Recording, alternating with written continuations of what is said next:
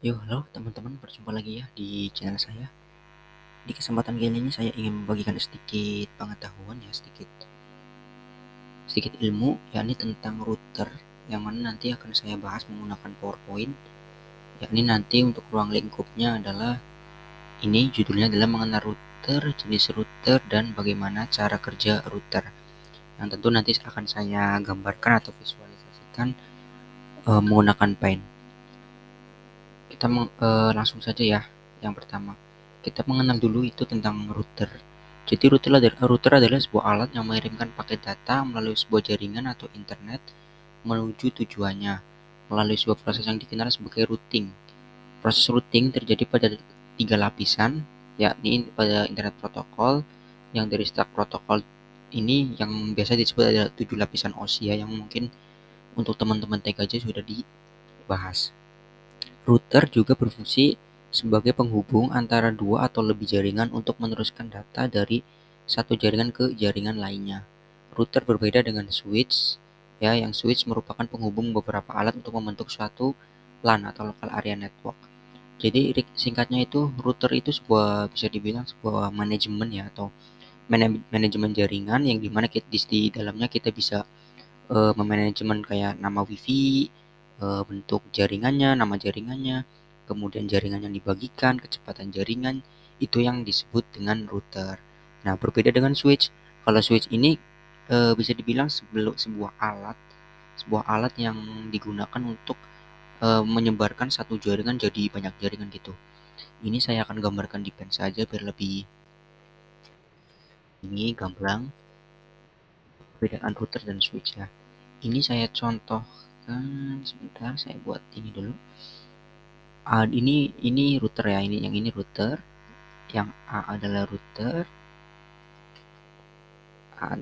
Nah, kemudian satu gambar lagi di sini adalah switch. Ini adalah switch, yang B adalah switch. Nah, gitu switch. Nah, berbedanya apa? Kalau router itu yang ini yang A ya. Kalau router itu yang bergunanya cukup hanya untuk memanajemen gitu. Tapi router juga bisa berguna seperti switch, tapi switch tidak bisa berguna seperti router. Jadi intinya router itu bisa dibilang alat ya, alat atau perangkat lah yang digunakan untuk memanajemen wifi. Misalnya untuk membatasi kecepatan, mengganti nama wifi, mengganti nama jaringan, terus bisa juga untuk menyebarkan jaringan, itu namanya router. Nah, sedangkan switch itu sebuah perangkat juga, namun dia bergunanya itu hanya menyebarkan dari satu jaringan menjadi banyak jaringan itu. Saya contohkan misalkan, nah router ini tuh bisa memberikan akses internet ke switch. Misalkan dari router itu memberikan satu internet, satu kabel sini.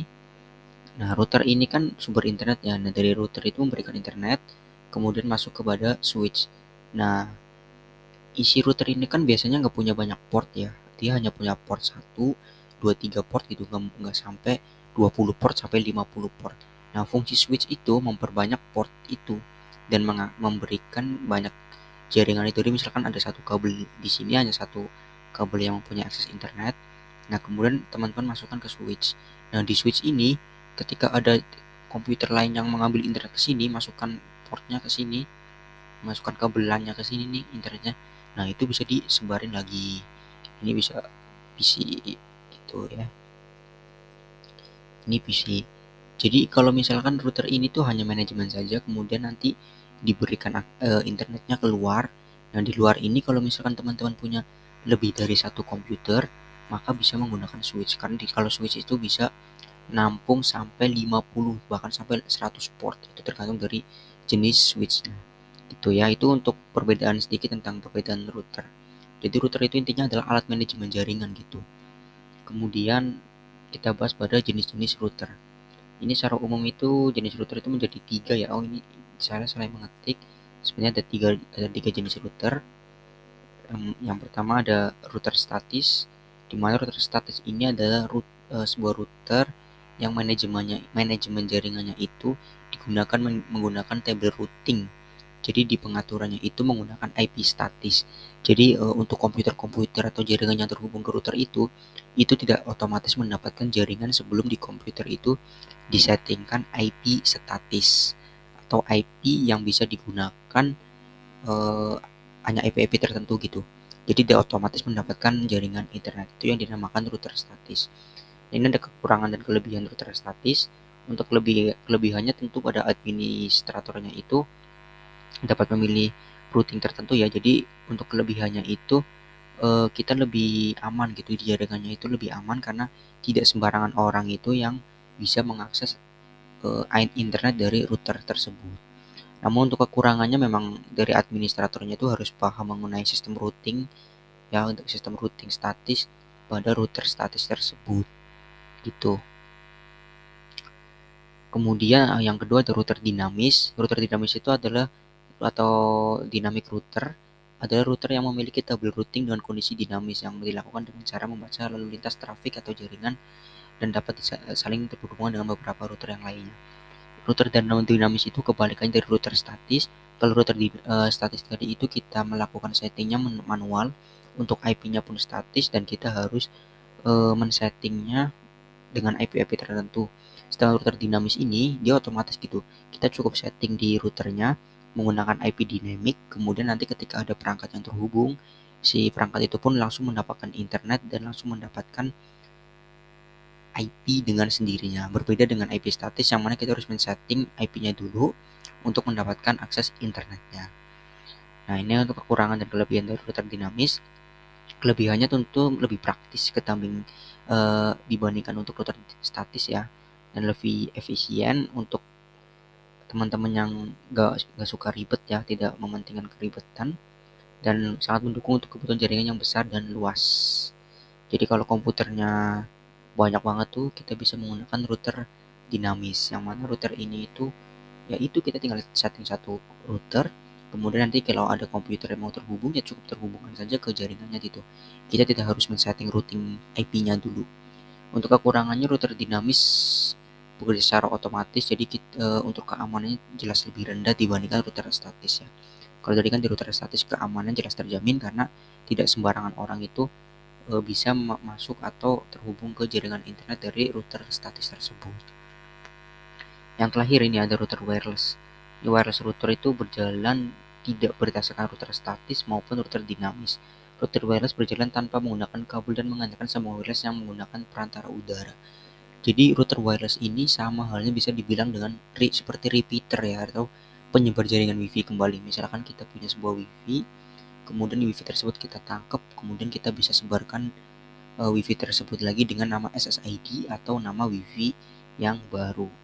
Untuk kekurangan dan kelebihan router wireless ini, ada kelebihannya menggunakan wireless router dapat berjalan sangat baik seperti router statis maupun router dinamis, tidak memerlukan kabel sehingga gampang dalam instalasi ya, dijadikan akses point, sehingga memudahkan terhubung dengan laptop, notebook, smartphone, dan perangkat komputer atau perangkat lain yang mempunyai fitur wifi. Ya untuk kekurangannya mahal ya, memang router wireless itu tergolong mahal. Kalau tadi ada router statis, router dinamik itu lebih murah. Kalau wireless itu jelas lebih mahal karena dia memiliki teknologi wireless atau jaringan tanpa kabel gitu ya. Untuk cara kerja routernya, router ini bekerja itu seperti komputer ya teman-temannya, jadi seperti komputer server. Namun router bisa membagi jaringannya masuk menjadi beberapa jaringan. Misal satu router mendapatkan satu IP dari ISP, kemudian dari ISP tersebut router dapat membaginya kembali menjadi beberapa IP. Ini saya jelaskan saja di Pine. Saya jelaskan di Pine ya. Ini saya nyuka saja.